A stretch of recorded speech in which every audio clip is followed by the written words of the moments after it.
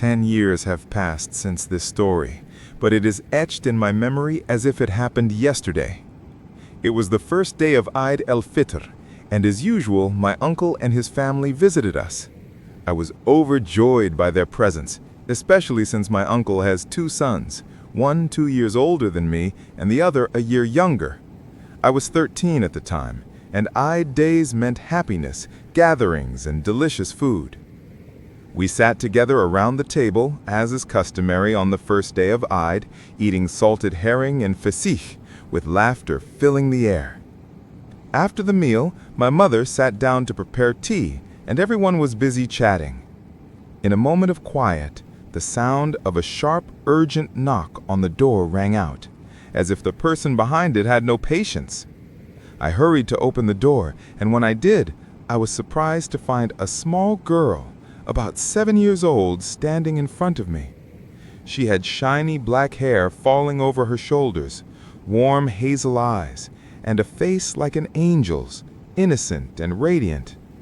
But she was wearing an entirely white dress, and to my astonishment, her clothes were completely soaked, with water droplets dripping onto the doorstep, and the teddy bear she held in her hands was also drenched.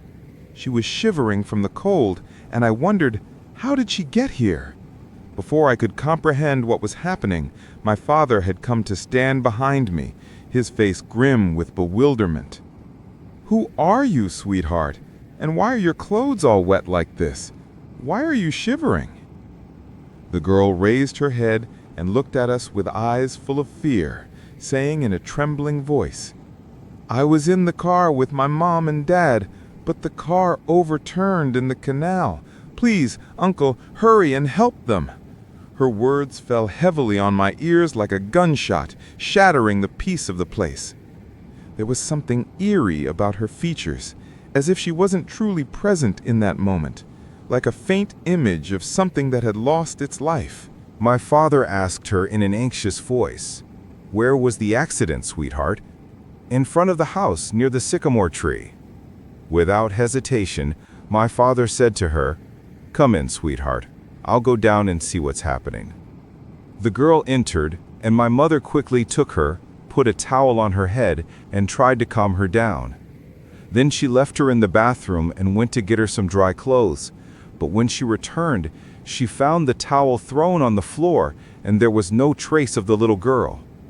It was as if she had melted into the walls. We started searching for her everywhere in the house. We checked the rooms and corners, called out for her, but found nothing.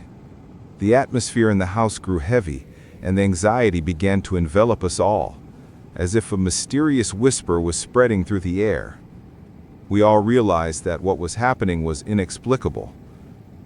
After a moment of silence, my father said, "I'm going down to see what's going on outside."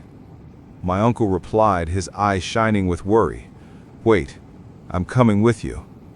My cousins and I followed them. We all hurried down the stairs, and I felt as if a coldness was enveloping me, growing stronger the closer we got to the sycamore tree. There we saw a group of people gathered around the canal, their voices filling the area with tension and fear. We approached them, and their voices became clear. "Hurry, everyone! If there's still life in them, we can save them." And, God help us, it seems they're already gone. We saw an overturned car in the canal, surrounded by water, with some young men diving into the murky water, trying to rescue those inside. The scene was horrifying, as if time had stopped at that ominous moment. Finally, they managed to pull a man and a woman out of the car. They were barely breathing. While people were wondering if there was anyone else inside the car, someone's voice echoed, "There's a little girl! Hurry!" My father, my uncle, and I stood there watching with terrified eyes, unable to believe what we were seeing. When they pulled the little girl's body out of the car, their words struck me like a thunderbolt. "There is no power nor strength except from God. The girl has passed away. There's no breath left in her."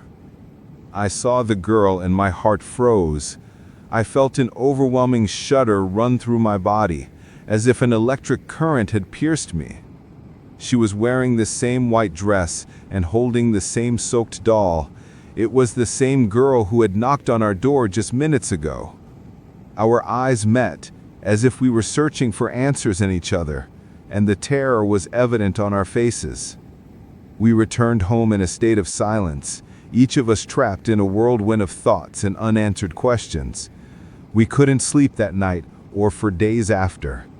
Even our breaths felt heavy, as if the house itself carried this dark secret. Later, my father calmed us down and tried to explain what had happened. Perhaps the girl's spirit wanted to save her parents. Maybe she came to ask for help. 10 years have passed since this incident, and every Eid al-Fitr, in the morning, I stand by the house window, looking towards the sycamore tree. I see the apparition of the girl in her white dress waving at me with a drenched doll playing under the tree. She seems as if she never left this place, as if she is still waiting for me to open the door for her again.